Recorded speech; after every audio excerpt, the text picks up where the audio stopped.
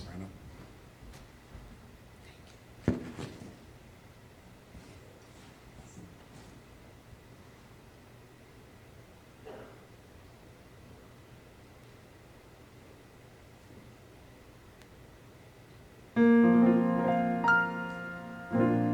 Precious Lord, take my hand, lead me on, let me stand. I am tired, I am weary, I am worn. Through the storm, through the night, lead me on to the light. Take my hand, precious Lord, and lead me home. When my way goes drear, precious Lord, linger near. When my life is almost gone, hear my cry, hear my call, hold my hand lest I fall. Precious Lord, take my hand and lead me home. When the darkness appears and the night draws near, on the day is past, it is gone. At the river where I stand, out the gap of my hand, take my hand, precious Lord, lead me home. Oh, take my hand, precious Lord, lead me home. Oh, take my hand, precious Lord, and lead me home.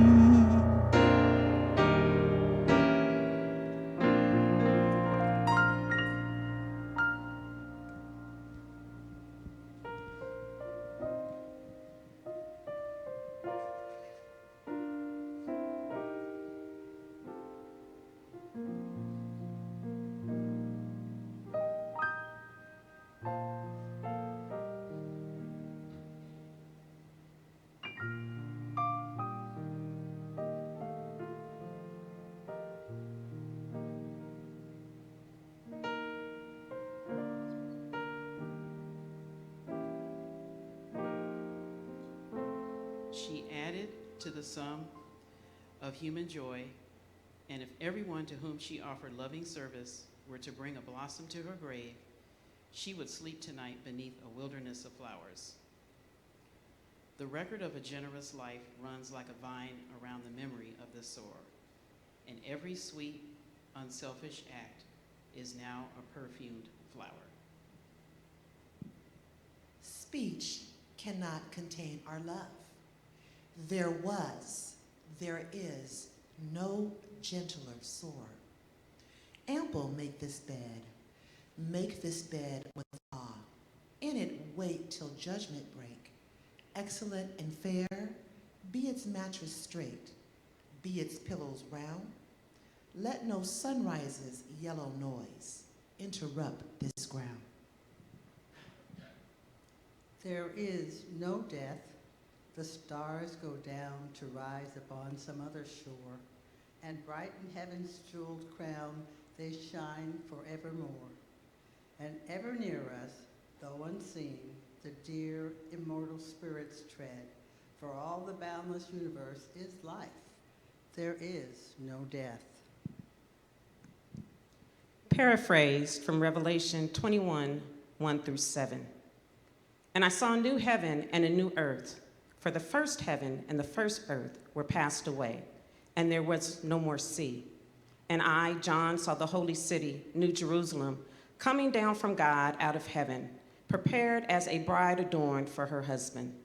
And I heard a great voice out of heaven saying, "Behold, the tabernacle of God is with men, and he will dwell with them, and they shall be his people. And God himself shall be with them and be their God. And God shall wipe away all tears from their eyes, and there shall be no more death, neither sorrow nor crying, neither shall there be any more pain, for the former things are passed away." And he that sat upon the throne said, "Behold, I make all things new." And he said unto me, "Write, for these words are true and faithful." And he said unto me, "It is done. I am Alpha and Omega, the beginning and the end. I will give unto her who is athirst of the fountain of the water of life freely. She who overcometh shall inherit all things, and I will be her God, and she shall be my child."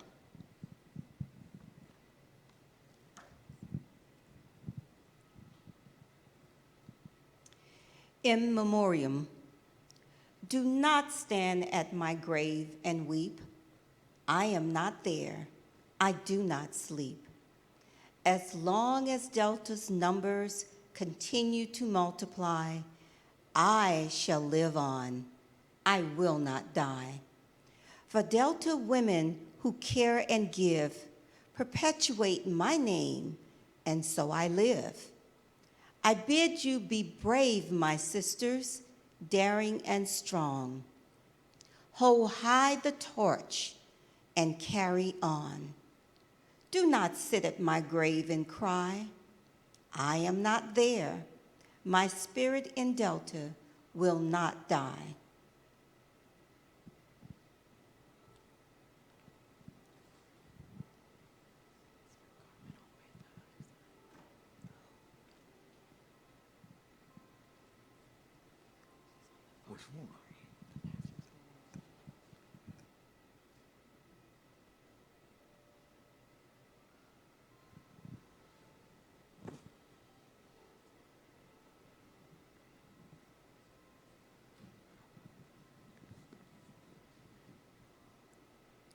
Soror Gretchen, or as I knew her as Grandma Gretchen, exemplified what it meant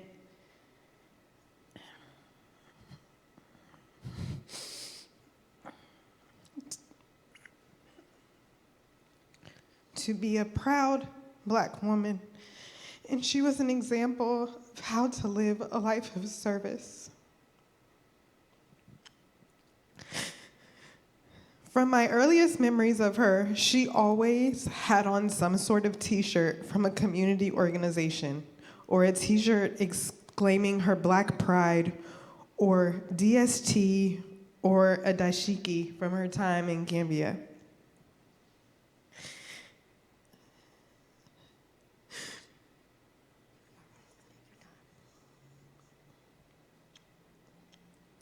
As a little girl, my favorite dress was one that came from my grandparents' time in Africa. It was bright yellow and blue with a matching doll. I remember getting it and being so excited that I could wear it in school because I had something authentic to share during our units on Africa. I remember visiting their home in Arizona with their vast Black art collection and their Black literature and listening to all of their stories about their involvement in the community. In second grade, I had a school project where I got a paper doll and I had to send it to a relative, and they were supposed to give it clothes and send back souvenirs. I got my doll back and he had on a dashiki with a matching hat and pictures of him with Grandma at Bible study. It was fantastic. And then in college, I will never forget calling her and letting her know of my intent on pledging Delta. I will never forget her pride that she had in this organization, what it meant to her, what the sisterhood and service meant to her, and how proud of me she was for making the right decision. The last time I saw her was this past October. And even then, she had on a huge button with Tanya's face on it, supporting her campaign. And she was telling my 9-year-old son about the importance of voting and how she had registered a bunch of folks at her nursing home. From the beginning of my memories of her to the end, she had a deep pride in who she was and a deep care for people in making the world a better place. These were all seeds that were being planted in me to help me become who I am today. And I'm forever grateful that I was blessed to know her and to be shaped by her.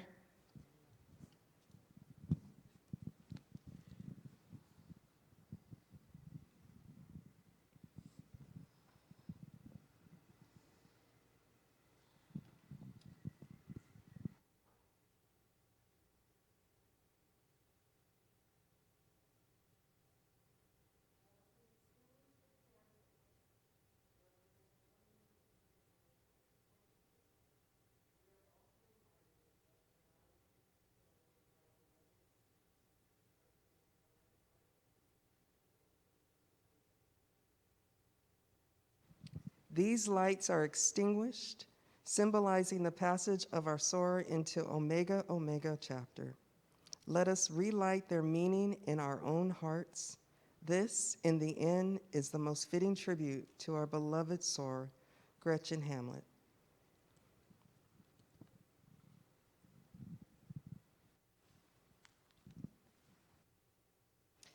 Father, into thy gracious keeping, leave we now our sorrow sleeping. Amen.